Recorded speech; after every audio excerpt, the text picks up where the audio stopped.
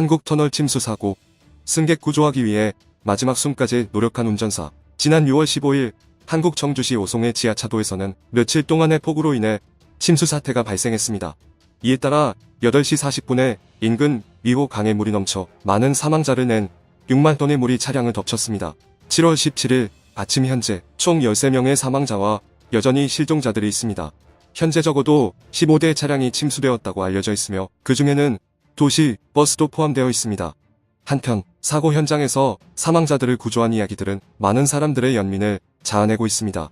그중 피해자 24세 여성인 A씨는 친구들과 함께 2박 1일 여수 여행을 계획해 오송역까지 도착하기 위해 도시 버스를 이용했다고 알려져 있습니다.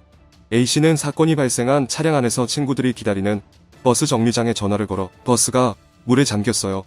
운전사가 내게 창문을 깨고 나가라고 했어요. 라고 얘기했다고 합니다.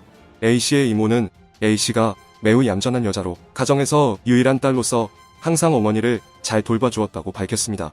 76세 여성인 박모와 72세 여성인 백모는 함께 죽음인 버스에 탑승한 2명의 피해자입니다. 그들은 서로 옆에서 사망한 상태로 발견되었습니다. 알려진 바에 의하면 그들은 아파트 청소 일을 함께하고 있었으며 나이가 들어도 매주 6일간 꾸준히 일하고 있었습니다.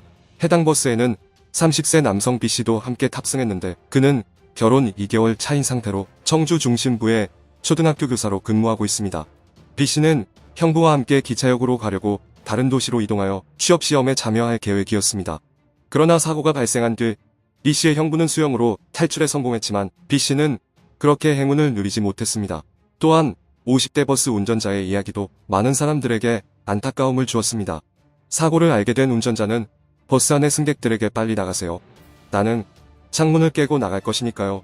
라고 외쳤습니다. 그러나 물이 너무 빨리 침입하고 강하게 흐르면서 그는 승객들을 구조할 수 없었습니다. 7월 17일 새벽 1시 25분에는 이 버스 운전자의 시신도 세종로 출구에서 100m 떨어진 기둥 근처에서 발견되었습니다. 기록적인 폭우로 인한 피해는 한국에서 큰 이슈가 되었으며 적어도 40명의 사망자와 흔적이 없어진 많은 사람들이 산사태로 인해 매몰되거나 침수된 상황입니다.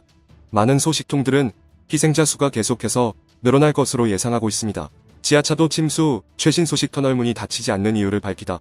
18일까지 대한민국 중부 지역 충청북도 청주시의 오송에서 있는 685m의 지하차도에서 4명의 시신이 발견되었습니다.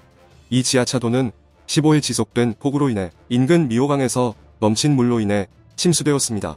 이번 발견된 4명의 시신은 밤에 찾아져 총 사망자 수는 13명으로 늘어났습니다. 구조대는 여전히 침수된 지하차도에서 물을 배출하고 LEG호자의 시신을 수색 중이며 최소한 15개의 차량이 차도 아래에서 침수된 것으로 알려져 있습니다. 기자는 685m 길이의 4차로 지하차도가 폭우로 인해 3분 사이에 영흥반도는 물로 침수되어 공공수수와 2대의 트럭을 포함한 15대의 차량이 갇혀 있었다고 보도했습니다. 정확히 몇 명이 갇혔는지는 확실하지 않지만 경찰은 적어도 11명의 실종자가 지하차도 안에서 실종되었으며 구조작업 이후 생존자 9명을 제외한 사망자들이 있다고 밝혔습니다.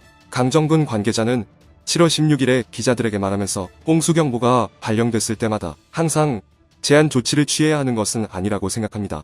우리는 이 도로의 전반적인 상황을 검토하고 철저한 감시에 근거한 결정을 내렸습니다.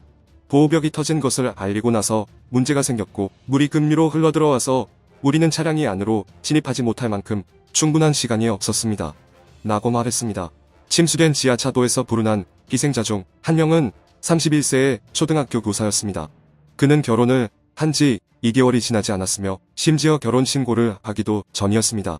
또 다른 희생자는 24세의 젊은 여성으로 안정된 직장을 얻은 지 얼마 되지 않았습니다. 그녀의 장례식은 슬픔과 애도에 가득 찼습니다. 가족은 그녀가 유일한 딸이었으며 미래에는 많은 꿈과 희망이 있었지만 이런 불행한 사고로 인해 그 꿈들은 이루어질 수 없게 되었다고 전했습니다. 7월 17일 오전 6시 현재 대한민국에서는 폭우로 인해 실종된 사람이 여전히 9명이 있으며 그중 8명은 국경상도에 있으며 34명이 부상했습니다. 폭우로 인해 약 1570명이 가정을 피난해야 했습니다. 폭우로 인해 628개의 공공시설과 317개의 사설자산이 피해를 입었으며 이에는 146개의 도로 붕괴 또는 휩쓸린 도로와 139개의 침수된 주택이 포함되었습니다. 폭우로 인해 28,607개 가구가 정전되었으며 대부분의 가구는 이미 전기가 복구되었습니다. 대한민국 중앙재난안전대책본부에 따르면 7월 9일 이후 중앙 및 하류 지역에 500mm 이상의 강우가 쏟아졌습니다. 7월 17일 오전에 북충 정도, 남부지역 및 제주도로 대형 강우경보가 발령되었습니다. 기상청은 전라도 지역과 주변 지역이 1시간에 40mm의 강우를 경험할 수 있다고 예측했습니다.